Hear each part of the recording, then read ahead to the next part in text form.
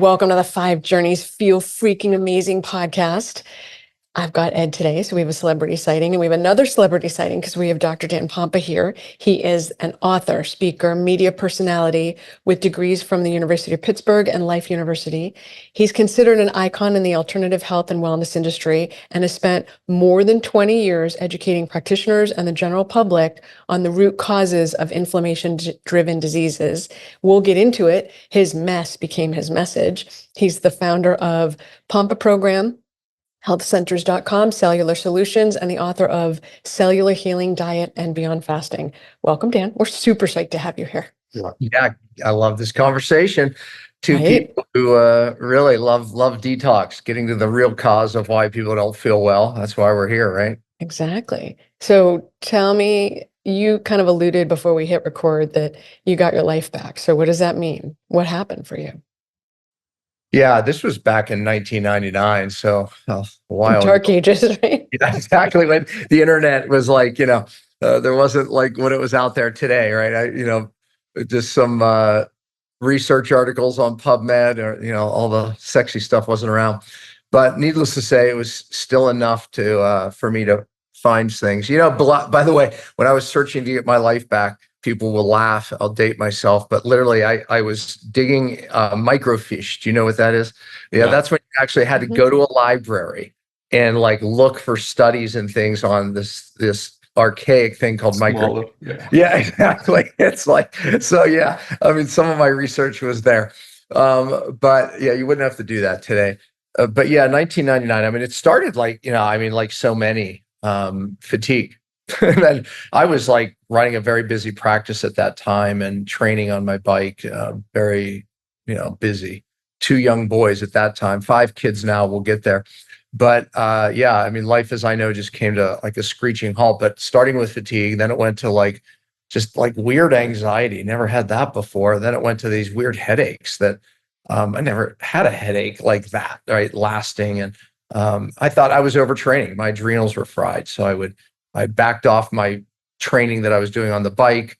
I can't say I cut back my hours, but that wasn't it, right? So, but I cut back the training. I didn't get better. I was getting worse, and then it was like these weird gut issues that started. Never had that before. Then it was insomnia, panic attacks, sound sensitivity, irritability.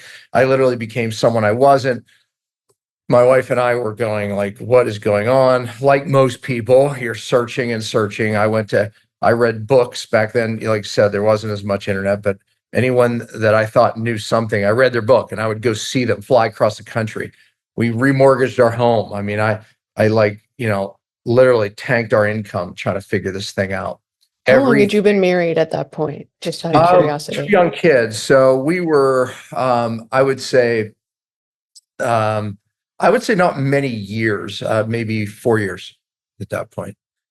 And, life was good. Actually, no, we were married. Let's see, how old was Daniel? I would say we were probably married about 6 years at that point. So going through the dates in my mind, my wife's better at that. But yeah, I mean, you can imagine what that does to your life. I became a bit unfunctional.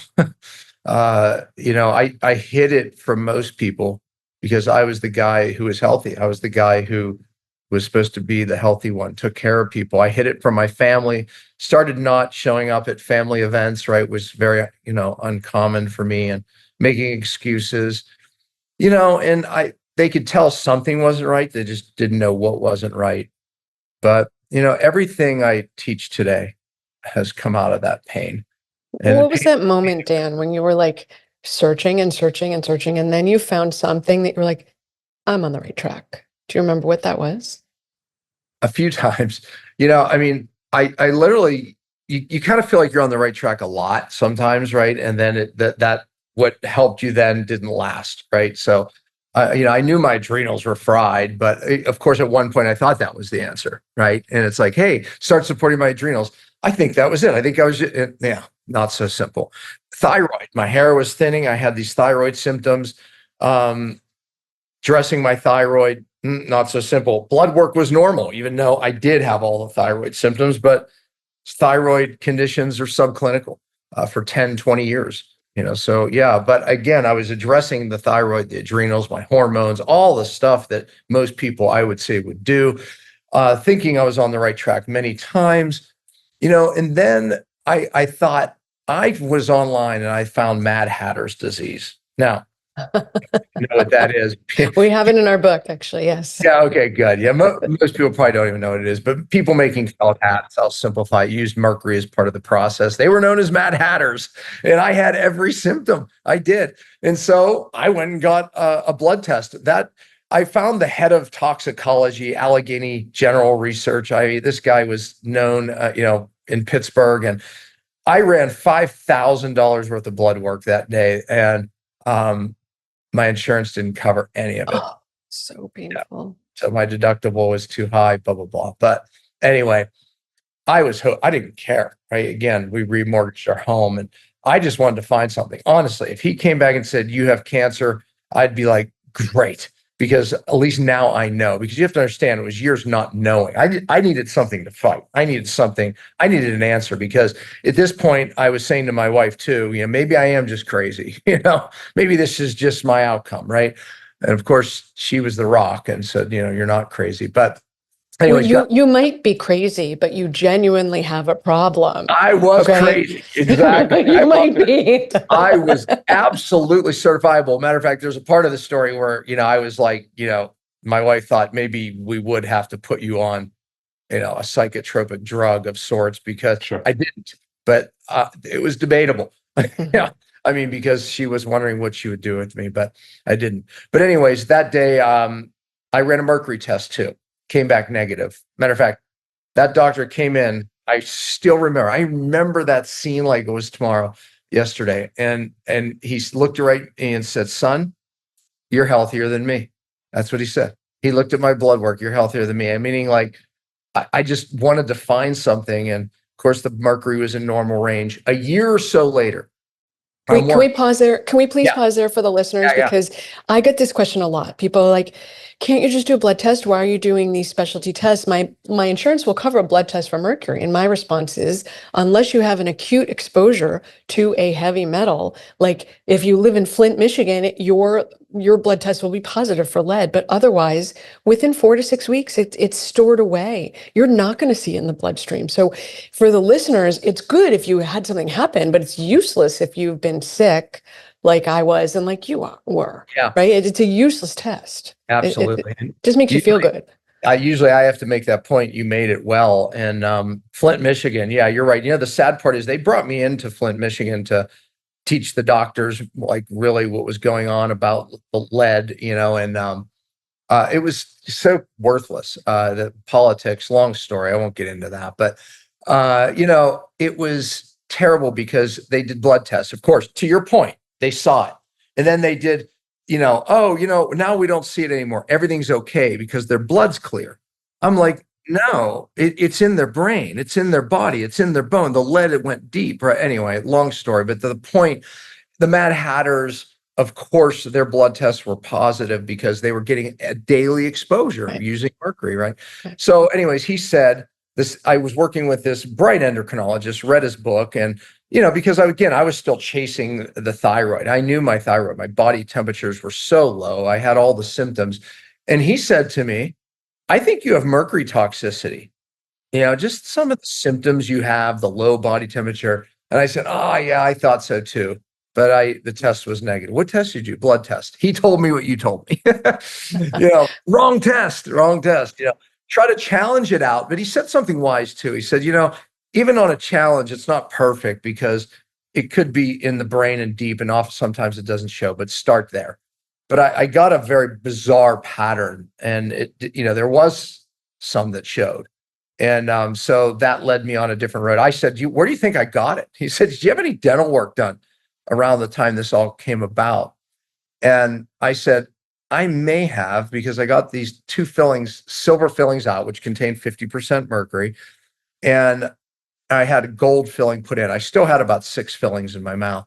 Anyways, I looked back because I was cycling. I had my symptoms logged when they started. It was days after I had that done, that dental work. So I was like, oh, wow. Like I remember that not feeling, I just thought it was the anesthetic. I thought it was something, who knows, right? Here I am, how many years later, putting that together. But it was a perfect storm.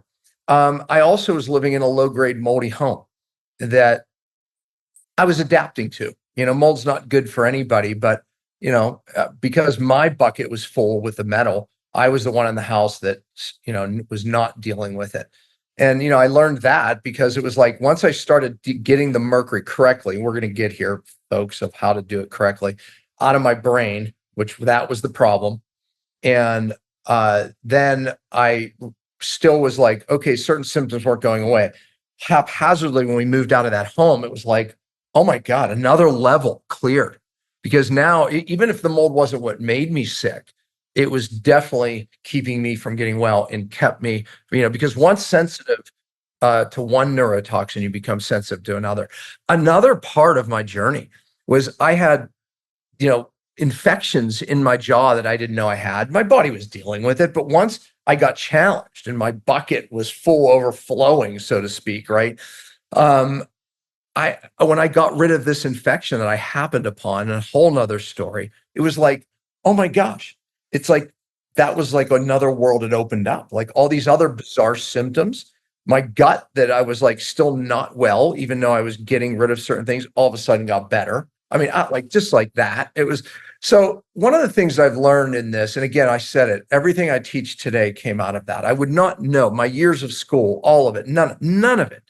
You learn. I learned it because I dealt with it. I've been through it, right? And there lies my boldness and confidence, but everything I teach came out of that, right? And when someone's not well, we want it to be one thing, but it's never that way. Again, I'll say it again, even if it wasn't the thing that made you sick, now it could be the thing keeping your bucket full, keeping your immune system from regulating, not attacking itself, keeping you in a state of inflammation. You have to then start emptying that bucket down, and you have to start getting rid of these things. And typically it's three big ones. Like all toxins aren't the same.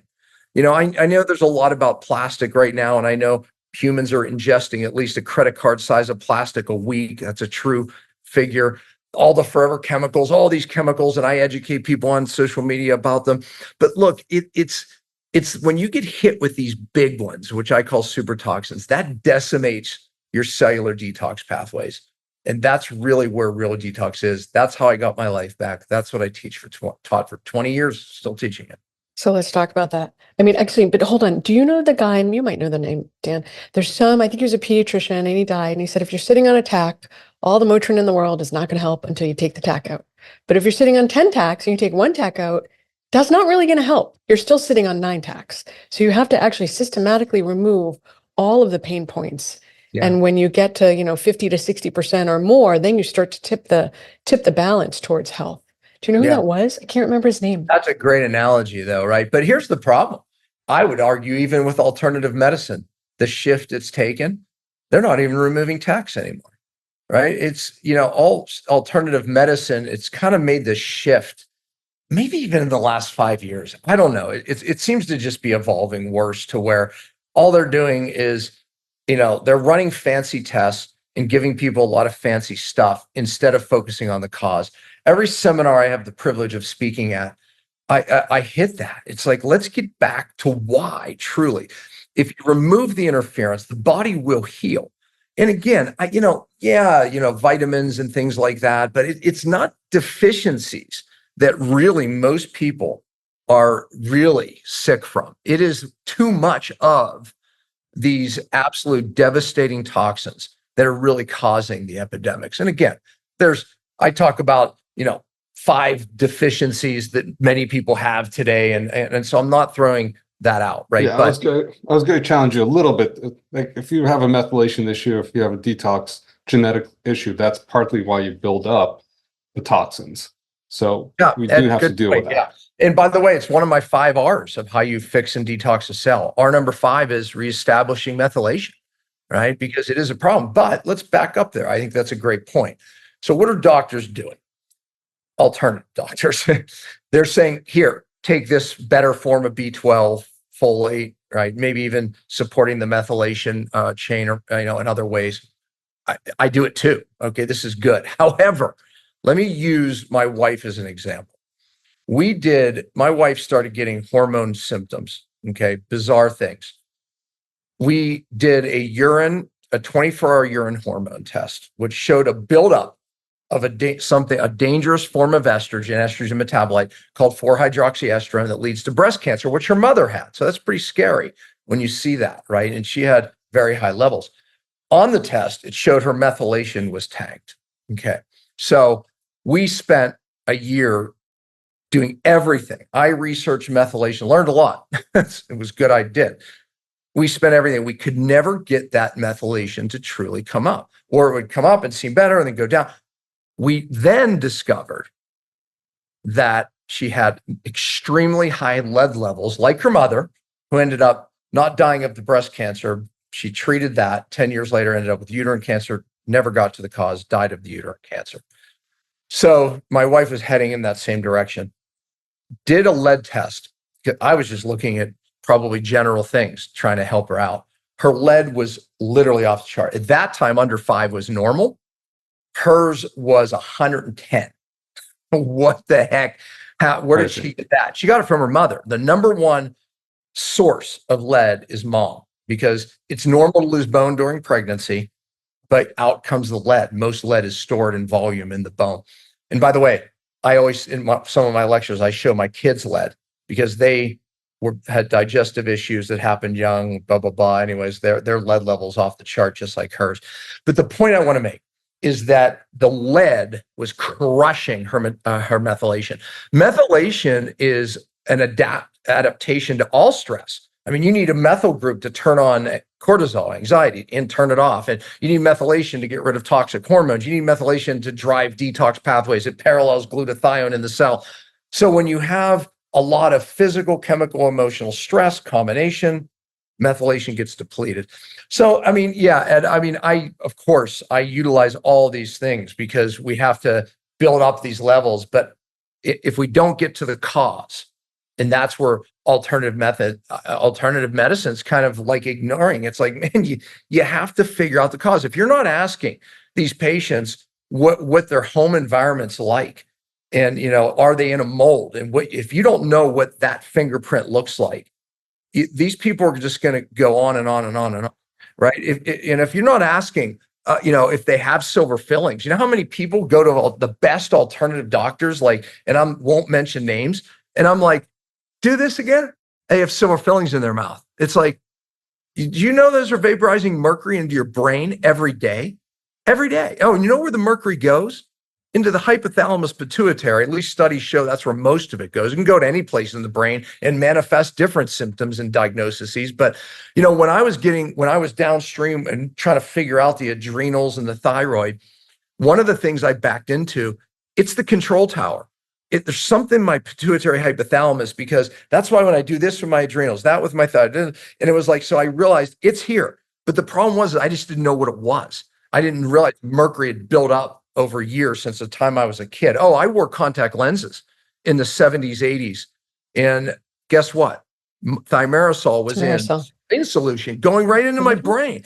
So, I didn't know that was mercury, Dan, but I knew back in the 80s and 90s, I was actually reactive to thimerosal. And I would say I can't get a vaccine if it has thimerosal in it because I'm reactive. I didn't know that was a nice name for mercury at the time. I was like 20 years old. I just knew that when I got these vaccines, I blew up, and the common denominator was thimerosal. So I knew for a long time I was reactive. I just didn't know that's what it was. But I want to go back to something you said, because I just want to say this, that form of mercury in there is called ethyl mercury. And they used to call it the safe mercury because they couldn't find it in the blood. You know why they couldn't find the blood? Because it went so quickly into the brain. Yeah. It's stored. So for our listeners, I want to go back to something you talked about, because I only see women in my practice, and a bunch of them want to reproduce. And I'm like, okay, well, let's get you optimized before pregnancy and get rid of as many toxins as we can. But as soon as you're pregnant and when you're nursing, that's automatically a detox event for you. So we're not going to amp that system up while you're pregnant or nursing, because you're already doing that. You're already giving your baby a legacy that they don't want. So let's not make it any more powerful. So for anyone listening who's thinking of getting pregnant, you want to do as much as you can, because a portion of what you have is contributed to the baby. Your generosity, right? Inadvertent generosity. So, and think about it, all of our moms grew up, no matter how old you are, essentially, you grew up in lead paint, lead pipes, lead gasoline. And that was phased out in the 60s and 70s. So if you came from someone who came from those times, they had lead. Yeah, And I call it the lead generation, right? yeah. Oh, Our 100%. parents were in the lead generation. I was in the lead generation, right? But and then there's the Mercury generation too, which kind of goes on, of course. Yeah, but we all had silver fillings. Our parents had silver fillings. The Drash study, a German study, was the first study. There's others now that showed, ladies, the number of silver fillings that contain 50% mercury in your mouth on the study was proportional to how much mercury they found in the baby's brain. Now, that was autopsy studies, very, very accurate way to assess brain mercury. And that's a scary thing. So where did we get our first mercury load? In utero, from the womb to the tomb. Oh, and then we start putting silver fillings in, right?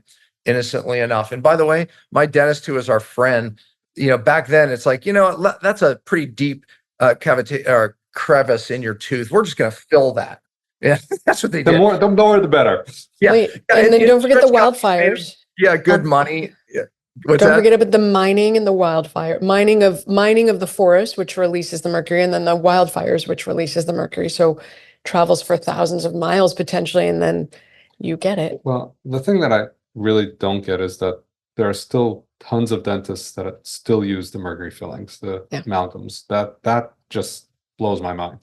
Like, Ed, because the ADA still says they're safe. They've changed their story, their song, how many times before they would say, okay, the mercury's bound and it doesn't release. They couldn't say that anymore. It was just, so easy to disprove that. Then they said it's too little to matter. Then they said it stops leaching anyway. It was like, what are they going to say next? And they just make these blanket statements and, Well, the challenge is if you think about it, most of the upper class people don't get it. And then you have lower class people that get most of the amalgams, and then they pass that on and become such a legacy of a vicious cycle. They estimate 4 generations of inheritance of that bad lead. Oh, and it turns on genes that are inherited 3 or 4 generations, right? So, but you're right about that, because insurance companies will pay for silver fillings. Why? They're cheap and they last long. So they'll pay for those, but they won't pay for the white stuff that the rich kids get, right? The composite or the ceramic, no way. They'll pay for that. So those cheaper insurances will just pay that. So that's why dentists that serve those communities it's an insurance, they don't have the money to upgrade to the white, of course, so they're just getting what their insurance pays for. So think about that. And who's even talking about that? Who's even talking about that? Nobody. We are. Come on. Yeah. Well, that's what I said. Us. Right. So I want to talk about, so it's so funny you mentioned that your gut was messy, because I have celiac and was not diagnosed for, 20 years, probably 20 years. But then once I got diagnosed, I was the canary in the coal mine. So anytime I got a gluten exposure, I could tell you down to 6 parts per million, right? We're not, it's way below the FDA recommendations. But what I noticed, and I've been in this journey for 5 years personally in terms of metals, was that when I started to treat the mycotoxins issue and the mold issue, my reactions to gluten went from being 6 to 12 weeks in nature. So every time I got a gluten exposure, I was down for the count. My brain didn't work. I was irritable. My gut was messy. It was awful for months sometimes. And then it went from 12 weeks to 6 weeks, and then it went to 2 weeks, and then it went to 10 days. And now I'm down to 12 hours. Not that I ever eat gluten on purpose, but if I get exposed, I'm not as messy. And it's just so interesting to me, because these substances are corrosive to the gut and make it so irritable. So, well, that's a point. A couple points there, right? Number one, celiac, folks, is far, far different than just gluten sensitivity, right? Meaning there's a gene that's triggered there, right? And you'll never be able to eat gluten the rest of your life, like you said, you've decreased that sensitivity dramatically. I was so gluten sensitive when I was sick. Now I can eat it. Why? Because most gluten sensitivity is a leaky gut, right? The microbiome was disturbed, everything, all these proteins were going across undigested. My immune system started building antibodies. And, I just did the most sophisticated gluten test, and I had absolutely like zero reactivity. It was like, the irony was, they were like, gosh, we usually don't see that. That was a blessing, because that wasn't the case when I was sick. So it can be absolutely controlled. But here's the main point I want people to hear. The reason why people are struggling to fix their gut today, and this is kind of back to the comment of like, where alternative medicine's missing it. We already know regular medicine misses it, so I'm not being critical there. But we are taking a lot of different things for guts. Arguably a lot of really good things, right? A lot of good bacteria is doing a lot of very nice things, but yet people are going, I still have a gut problem. That's because if you think about this, a river analogy, 20 miles up the river, if you have a factory dumping lead or mercury or whatever chemical in the water, you're down here trying to repopulate the fish, meaning analogous to our bacteria in our gut. You're down here trying to fix the ecosystem in this beautiful little river, going, what is going on? What 20 miles up the river is the problem, right? So we're not going upstream far enough. Oftentimes, I would never fix my gut if I didn't get the mercury out of my brain, out of my jaw, obviously the fillings out of my mouth safely. If you're in a moldy home, you're not going to fix your gut. If you have hidden infections, cavitations in your jaw that you didn't know about, that are leaching bacteria into your bloodstream and your gut 24/7, you're never going to fix your gut. So the point is that we, again, reminding practitioners, we need to look to these causative factors if we're truly going to impact people today, because these things that we're talking about decimate cellular detox pathways that detox our cells every day. It gets rid of even the toxins your cells make when it makes energy. But all of these things, they're there for a reason. We'd be dead without them. But when you get hit with these big ones, now these detox pathways are slowed down. They're not working. The cells build up toxins. Genes now, because those genes are in your nucleus in that cell, start getting turned on. And then the diagnoses and the unexplainable symptoms. So we are down here trying to, do foot baths. We're down here trying to do saunas. I have nothing against these things, by the way. All these like herbal detox plans, but we're not fixing this, what's decimated in the cell. All these things are not going to work long-term. So let's talk about that. I figured you were going to say it, or I was going to say it. So let's talk about what's a girl to do, Dan? Like, really? What is a boy to do? What's a boy to do? What's a human to do? What is Ed and I going to do? No, but it's true. Follow her. Come on. No, it's just a saying, there's no saying what's a boy to do. I know the saying. I was just kidding, because your audience is girls, but what a girl to do is true. But, the fact is that I suffered pain to purpose to teach this message, what to do, and I don't want to bore people with too much of the science, right? I think at some point it's, loses people and gets people bored with the topic. But my 5 R's of what to do, how to fix a cell, and really how to upregulate these detox pathways. The 5 R's came about.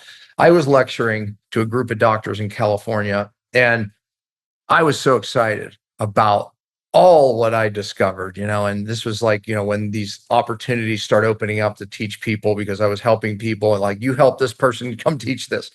And I'm excited about it, but I could tell that I missed it, or at least they missed it, but I missed it, not teaching them well enough. And it was just, you can tell their eyes, right? And I was on the airplane home, just like, gosh, man, like what? I know they didn't get it. Why? Anyways, I literally prayed about it. And all of a sudden, I start getting this idea, that idea. I reach down in my bag on the airplane, pull out my notebook, and and it came, and the 5 R's was born. And it was a little haphazard at first. But the fact is, our number one has to be what we already said. We made the point. If you don't remove the actual sources upstream, forget about everything we do, right? Methylation doesn't work, right? Everything doesn't work. Our number two is regenerating the cell membranes. Cell membranes, I do entire lectures on this. I can just totally geek out about it. This isn't my saying, but the saying is life and death begins on the membranes. Bruce Lipton, who wrote Biology of Belief, most of that book is about the cell membranes and the fact that innate intelligence, that's the intelligence God puts in our body that fixes everything, heals us, runs us. We don't have to think about it. That is in those membranes, literally, in these integral membrane proteins that are receptors to even our thoughts, receptors to hormones, receptors to nutrients. These are all on the membrane. If you look at this hormone disaster that we're in right now, what are most people, even in alternative medicine again, doing? They're taking biological or bioidentical hormones. There's a time and a place. So I'm not truly being that critical there, but it's not the long-term answer. Meaning, if it were just that simple, we'd all feel well. But it's not, because we're not getting to the real hormone problem. These receptors on our membranes, this membrane gets inflamed by toxins that are building up in the cell, and that membrane becomes inflamed. Now the hormones can't even get their message in the cell, even if you force your blood levels to be normal. That's why so many people watching this right now are on thyroid hormone, other hormones going, yeah, I'm taking those hormones. I still have brain fog. I still don't have energy at the end of my day. I still don't sleep well. I still have anxiety. It's because your cells are inflamed. That membrane, regenerating that membrane is R2. If we don't regenerate the membrane, your hormones are never going to work. If you don't regenerate the membrane, you're not going to get the good things in the cell, and you're not going to get the toxins out. You literally impede cellular detox. Everything shuts down. So can we pause there for a moment and talk about what are some things that the listeners at home can do about cellular regeneration that's not fancy? What are some of the things you would say, top 3 things, do these 3 things to help your cells regenerate? Okay, the 2 biggest causes of cellular inflammation, not my opinion, absolute fact. Toxins, okay, watch my social media channel and start to eliminate some of these big toxins, right? But to my point, a lot of it's unavoidable. Let's get to the second one. To your point, you could start doing, you and your family, today. Eliminate the rancid, bad fats and oils, especially the omega-6. Now, I take a breath there, because in our space, omega-6 is like a bad guy. I'm going to argue the reason it's such a bad guy is because it's such an important good guy. What do I mean by that?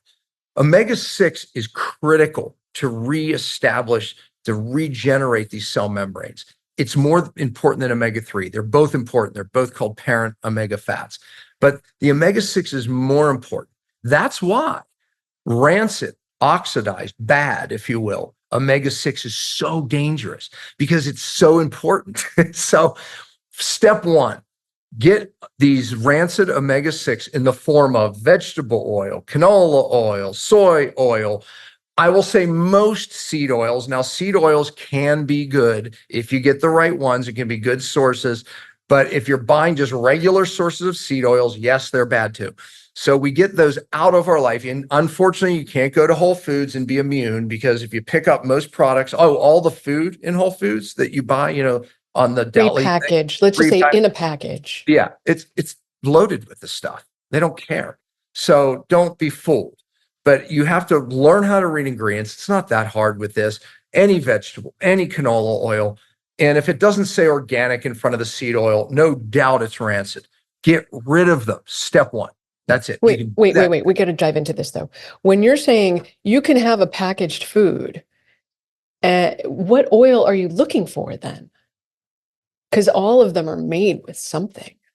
Right. Or saying no packaged foods. Well, right. I mean, let's say most packaged foods, if you're in a conventional grocery store, I would be bold enough to make the argument that every packaged food is going to have a bad oil in it. So, and that's kind of the point you're making. If you're in a health food store, okay, maybe not, right? You have to be more clever. It could then have extra virgin olive oil. It could have avocado oil. It could have coconut oil. It could have real butter. It could have, those aren't going to be rancid fats, right? So, and there's alternatives today. If you go in the chip aisle, I always say when I'm in Whole Foods, I do videos like I'm in the most dangerous aisle in a health food store, right? It's like chips on this side, Cookies on the other. Yeah, exactly. And everything is like rancid oils, right? It's like, yeah, that's a dangerous aisle.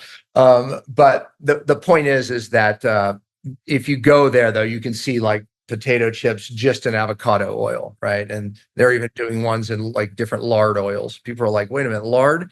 Yeah, lard's stable, actually. Saturated fat and butters, they're stable. Ghee is a good oil. It's stable. Duck But anyway, fat. We render our duck fat's amazing, right? It's stable. It's saturated. Why weren't we told that saturated fat causes heart disease? That's a whole nother show. Okay, the answer is We don't have time for that. Lied to. Yeah, we could with the three of us, we could just keep taking rabbit holes, right? Because the lies perpetuate. But the bottom line is, let's get rid of the bad ones, and then I'm making the argument you need good omega-6 to replace it. Here's the unfortunate part. Have some dessert every once in a while. Sugar constantly is bad, okay? But every once in a while, your body burns it. Here's the problem with these oils. They stay in our cell membranes, driving this inflammation that impedes your hormones and detox pathways, as I just pointed out. Not hours, not days, months of cellular dysfunction because these oils accumulate, and you and your family are accumulating them. So you eat a little bit. It's just a little bit every once in a while, but it stays for months. So it accumulates, and then more, and then more. And all of a sudden, you're cellularly inflamed, not getting rid of toxins. So now the toxins are building up in the cell. Oh, your energy is going down, because that's one of the things it does. As the toxins build up, it affects the mitochondria where you make energy. Energy goes down, but here's a problem. As energy in your cells goes down, it affects something called glutathione. It's the Gibbs free energy equation. So energy down, glutathione down. What is glutathione? That's how your body gets rid of toxins, deals with inflammation. Oh, so now the equation shows inflammation goes up. More inflammation, more energy loss. You see where we are, America?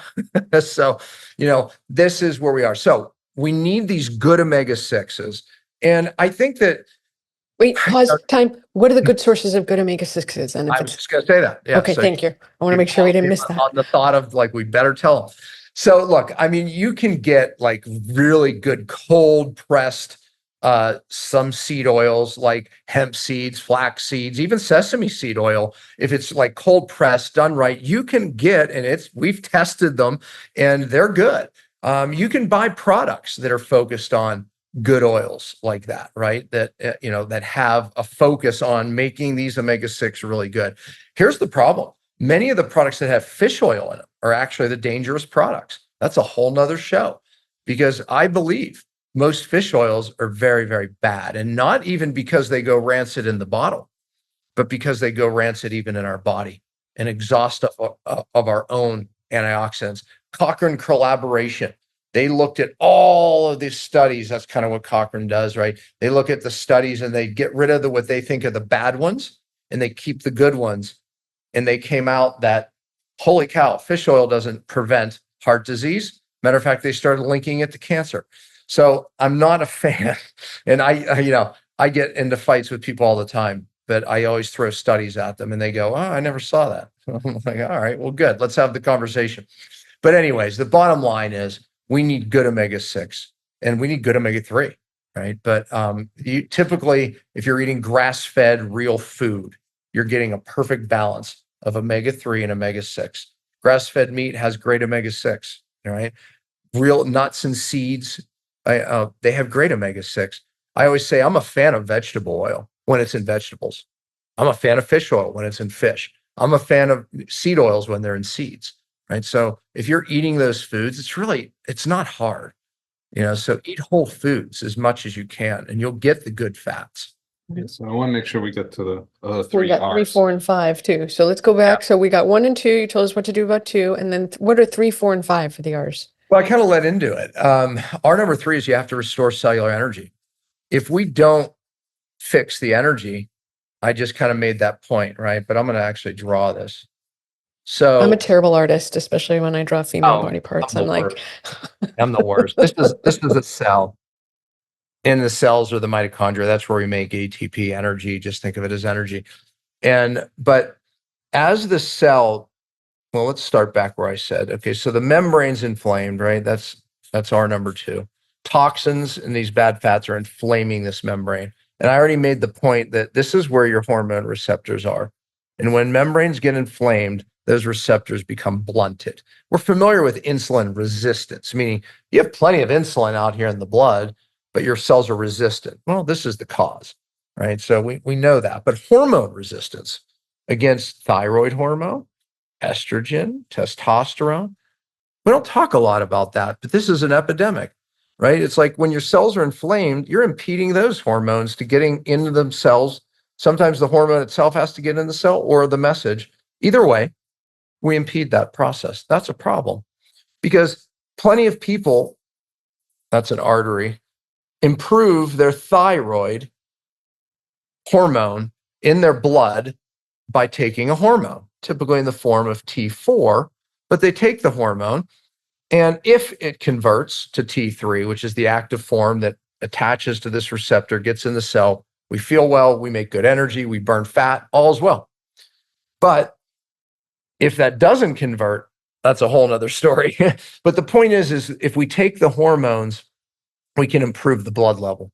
But just because the blood level is normal, if you have cellular inflammation, it doesn't matter.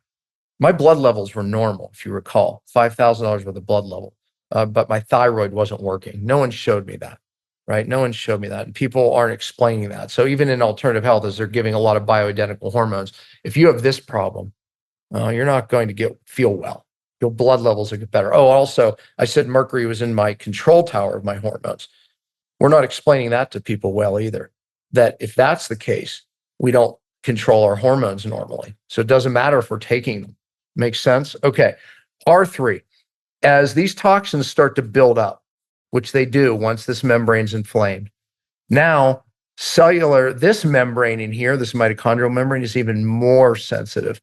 It gets inflamed. Now we don't make energy. So energy drops. As energy drops, I said that something called glutathione, it's abbreviated GSH. That's how your body is set up to get rid of these toxins. Oh, and that's also protects the cell from being overinflamed. So energy starts to drop, and then glutathione drops. Because to make glutathione in the cell, so you could do all the IV glutathiones you want, but if this pathway in the cell is impeded, now the problem is that you need 2 molecules of ATP to make glutathione.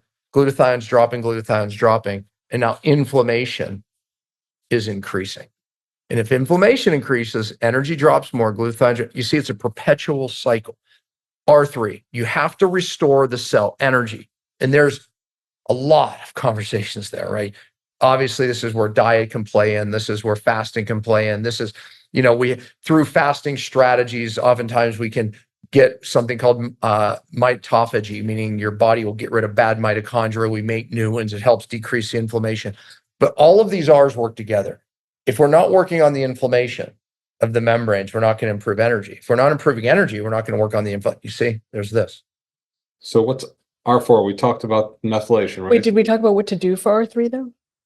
I don't think we did. So what do we do about R3? What do we do about R3? That's a great question. I did mention a little bit, right? Like I mentioned, a lot of dietary strategies can obviously help here, right? I mentioned fasting, right? Where you mitophagy. When you fast, something called autophagy happens, where your body's so smart it gets rid of bad cells, right, that don't perform. But mitophagy is where literally the body will get rid of the bad mitochondria and you start making more. But you can imagine though, trying to do that without dealing with the toxins is useless. Trying to do that without dealing with what's inflaming these membranes is useless. So you can see how these things all play together, right? And the 5 R's is a roadmap, meaning you can't just isolate one, they all affect the other. So you can't have this conversation without understanding all of them. Go ahead, Ed. Yeah, no, I'm always, because everybody has a different opinion. What's your fasting strategies, I guess? What's your thoughts about that? Because does it differ, male and female? Because yeah. You know what? This is a great conversation, right? It's almost another show, which I would love to come on and do. But so I think it does differ from male and females. Mindy Peltz was a student of mine. She sat in my front row and was the only one eating at one of my seminars. And she looked around. It's a funny story because I love her. She looked around and realized she was the only one eating. She was eating healthy food, but she was just eating the whole time, right? Because when people came to my seminars, we'd give them the experience of fasting. But no food for you. Yeah, exactly. No food for you. Is that what you call it? Experience. We made it very experiential. But I think though that there is a really good point there, right? So Mindy has done such a good job of telling you that girls really has to fast different. People with thyroid conditions and adrenal conditions have to fast different. Today, people are fasting too much. I mean, in our space, I would say, but even now, generally, people have caught on that intermittent fasting daily works wonderful and they lose weight. But then what do? They start doing it more and they actually start to eventually, the body thinks it's starving, it starts to lose muscle, gain fat, and it starts to work against them. So I find myself at a lot of the seminars telling people the feast is as important as the fast. So one of the things that Mindy, based on my teaching, because this is something I discovered, was the week before a woman's cycle is the best time to feast because your body's making hormones, preparing. One of the better times to fast is during the cycle. So she kind of, in a clever way, has laid out like this is a better way to do it around women's hormones. So to answer the question, there is different strategies for men than women, but let me just keep it general. The problem with fasting is it's a stress. Now, that doesn't make it bad. It sounds bad, but exercise is a stress. And when you adapt to the stress, you become stronger, faster, etc. If you don't adapt to the stress of exercise, you literally become weaker, slower, worse. Cold plunging does amazing things. If you adapt to the stress, cold plunging only works because it's such a stress that the body thinks it's going to die. And then it upregulates norepinephrine, which potentially upregulates growth hormone. And, all these wonderful things happen if you adapt. If you don't adapt to the cold, which happens so many times to people, you actually get worse, not better. Saunas. I mean, I can keep going down the list of things. It's all a premise called hormesis, means if you stress a system and it adapts, it gets stronger. If you don't adapt, it gets weaker. Simple as that. Okay. Fasting is a stress. If you adapt, it's great. But see, here's what people do. They do the same thing that they're doing with cold plunging. They apply, I heard 3 minutes in the cold plunge is, the number. Well, I might be able to do 3 minutes, but you maybe not because you have a thyroid condition, because you have whatever, and you don't adapt. 3 minutes is bad for you. 10 seconds may have been wonderful for you. So everyone's doing the same with fasting. They apply the same fasting strategies as everyone. This many days, this many hours. Everyone has to be looked at as an individual. Fasting has to be known as a stress. Without feasting, fasting becomes a problem because I already said it. Too much fasting, your body thinks it's starving and will actually slow metabolism down to save your life. So feast famine cycling is a premise that I teach, Ed, where if you're going to fast, you have to feast. So if you're intermittent fasting, some of you may need 2 days, maybe 1 day, maybe 3 days of feasting a week, a day where you don't intermittent fast. You get up and you eat 3-4 meals that day. Maybe if you're low carb, you eat high carb, healthy carbs that, on certain days. Feast famine, it's not my opinion. It works for weight loss resistance. It works to regulate. I talk about how mitochondrial fitness, how it helps our mitochondria become better through adaptation, through this hormesis principle. And it's one of the ways we regenerate the mitochondria is feast famine cycling, fasting, feasting, fasting, feasting. Okay. Very cool. I love that. I love that approach in terms of it really is individual. I would even add, it's not only do they have a thyroid issue, do they have this, that, the other thing is, are they working 60 hours a week? Do they have a marital issue? What's going on in people's lives? It's not just the biochemistry. It's really everything combined. And Ed, and that changes, doesn't it? In other words, let's say you're doing 3-minute cold plunges and you're adapting. All of a sudden you have this major stress thing in your life, right? The tendency may to do more cold plunges, but now you're super stressed. And now 3 minutes is another addition, added stress. And all of a sudden you realize you get sick 2-3 days later. It was because that cold plunge that you were adapting to, you didn't, and now it became a negative and you got low immunity. It happens all the time to people. So to your point, you have to assess your stressors, whatever the stressors are, so you don't just assess male, female, you don't just assess, assess where you are. The best way to do any stress assessment to see if you're adapting, whether it be a hot sauna or a cold plunge or a fast, how do you feel later that day? How do you feel the next day? How'd you sleep that night? Because if it's, I actually didn't sleep that great after that, you probably didn't adapt. The next day I was more tired. It seemed like, you probably didn't adapt, whatever it is, right? So how are you feeling? Well, you have to assess those things. But here's the problem. We ignore things. We don't assess ourselves very well as humans, right? So, Well, but also we think that things have to sometimes get worse before they get better, right? Yeah. I'll just muscle through this. And I mean, when we have people on detox regimens, we'll say to them, the goal isn't to torture you, and you may have some reaction. So if it's tolerable, keep going. If it's intolerable, don't push through. Back it down. Do less, but pay attention to how you feel. Yeah, see, people, like I said, I mean, we have to look at detox as also a stress, right? If you look at life through this hormesis principle, where things are stressors, if you adapt, it's good. If you're not, it's bad, right? Then you live life a little differently. I look at everything through those lenses.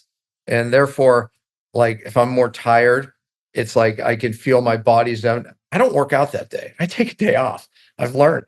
Right. It's like, but anyways, most people don't do that. And the other principle that I teach around all of this too is diet variation, where feast famine cycling is a diet variation strategy. And that can be done weekly, where you throw in these feast days. It can be done monthly. And it can be done also seasonally, diet variation, where change your diet. In our space, this. How much debate is over what diet? You have your vegans, you have your vegetarians, you have your carnivore now, you have your ketos, you have your paleos, and they all insist they're right. Oh, and they make good arguments. Oh, and then the people in those camps will tell you, this is the diet because when I got on this diet, I felt so much better. I'm sure you did. Any variation off of the standard American diet will most likely make you feel better. But here's the problem.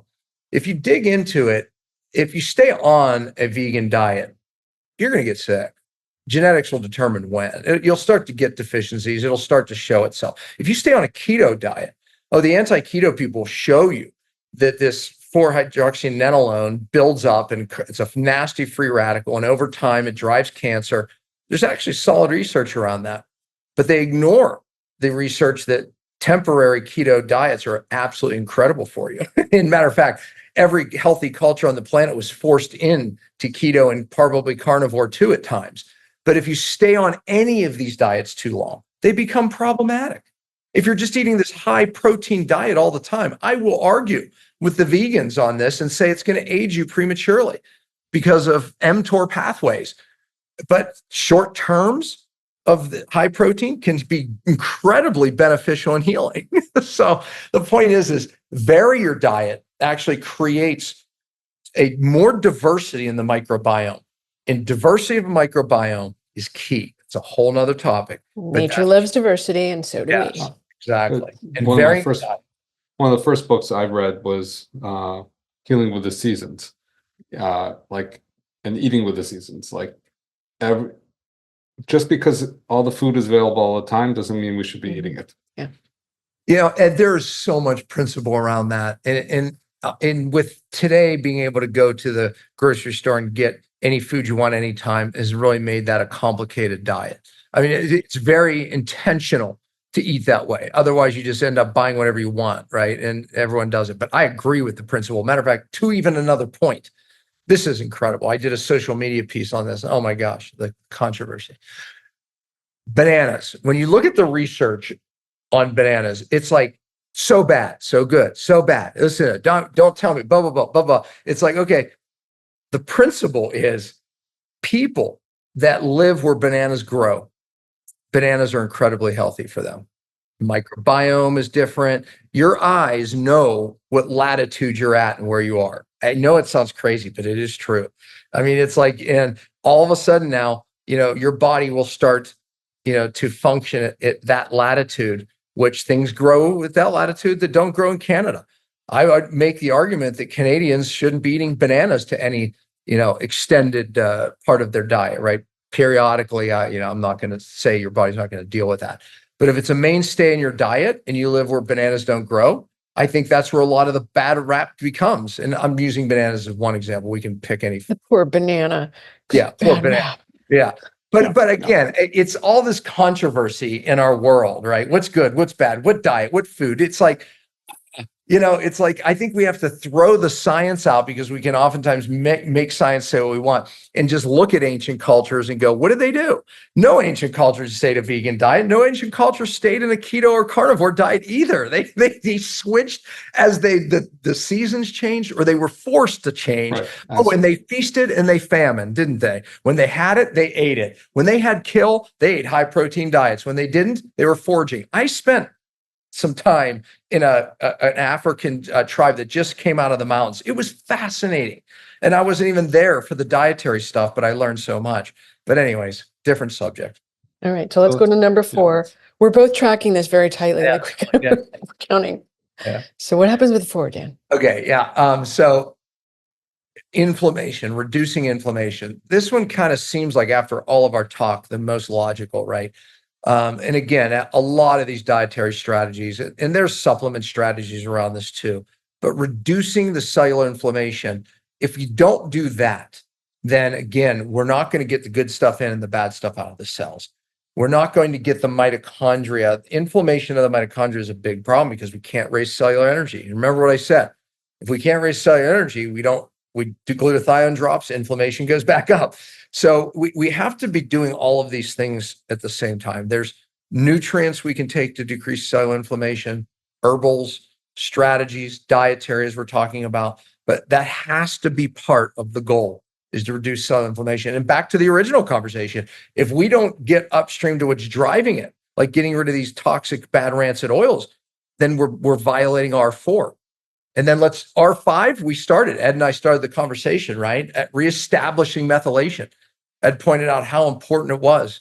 And I agreed immediately. It's one of my R's that if we don't reestablish methylation, we will never detox normally, ever, right? As methylation goes down, glutathione goes down. Remember, glutathione is how we naturally detox. As glutathione goes down, methylation drops. I mean, so there's all these parallels. We can't even detox our own hormones if we don't have normal methylation pathways. So methylation is critical. And we already said there's different nutrients that absolutely have to be utilized in these methylation pathways. But again, we won't raise them unless we deal with the sources, right? That's kind of obvious. I mean, that's like goes without saying, right? But You would when you refer to nutrients, what does that mean to you? Well, yeah, good point, because there's macronutrients, carbohydrates, proteins, fats, and then there's micronutrients, vitamin A, B, C, D, blah, blah, blah, right? So nutrients. So general, just like your multivitamin nutrients, essentially. Yeah, general. And that's kind of hard to say multivitamin nutrients because as we know, there's multivitamin nutrients can be very bad. They can be good, but that's a broad topic, right? There's a lot of things there, yes. Yeah, we were just talking about one of the other podcasts we recorded about a year ago was Joe Pizzorno, who talked about the study where they looked at in like the 1950s, they just decided that certain things were critical and certain things were not, but they essentially ignored like 25,000 phytonutrients and just said, okay, these are the important things and these are the not important things. But really, we need all of it. It's all happening in our body. It's all Phytonutrients, right? Another category, phytonutrients, right? That's again eating these whole foods, and it's very important. So, is there anything we haven't asked you that we should ask you? Well, we hit on a lot of topics, and I think that I mentioned it in the beginning, right? Because if we look back, I think someone in this conversation right now could be like, "Oh my God, it's like what you said makes so much sense, but I still don't know what to do." I mean, I get that, right? I mean, this is tough, right? This is tough stuff. one thing I would say, to oversimplify it is, and I referenced this in the beginning, but I'll build on it just a little bit. Think about us all having a bucket, right? Genetically, some of us have bigger buckets, some of us have smaller ones, right? That's our ability to hold stress, not just physical toxins, but I'll call this the stress bucket. I already pointed That out. just doesn't look like a bucket. I just have to say, it doesn't look Oh, like it a doesn't? bucket. That's not a good bucket. It looks like something else. Yeah, exactly. And because you and I already discussed our inability to draw. I mean, how do I make it look more like a bucket? That didn't do anything. We usually draw a rain barrel. That's what, instead of Oh, yeah. It's square. Square I on the am bottom, I think we'll do. Square is better. Square Okay. bottom, yeah. That's good, but I'm afraid if I draw that, it could be worse. So we'll just stick with this now, because everyone knows this is a bucket now. So, okay. But we mentioned in utero, this bucket starts filling, right? We mentioned mercury, lead, so much others, right? This is where it starts, right? Then we move into a moldy home, right? We start makeup, all the things we're putting in all these forever chemicals, plastics, right? I mean, all these exposures today, which, by the way, if you look at, I did a video on this. I showed people from 1931, even like 1950s, right? And just these are random pictures in cities. And I said, what don't you see? And some people got it. I don't see fat people. I'm like, nope, you didn't. Now, was it because they were eating less carbohydrates? No, not really. I would argue they had better oils. They were eating with lard.